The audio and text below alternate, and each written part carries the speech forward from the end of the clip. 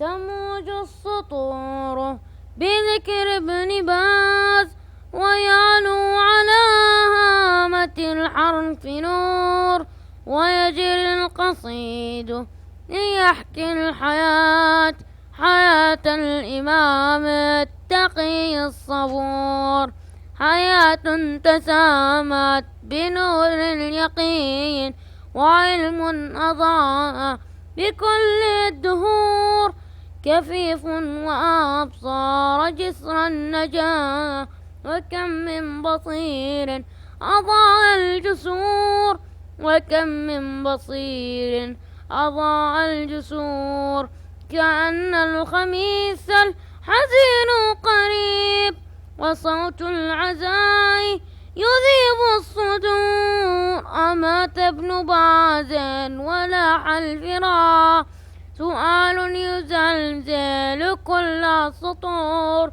سؤال يزلزل كل السطور.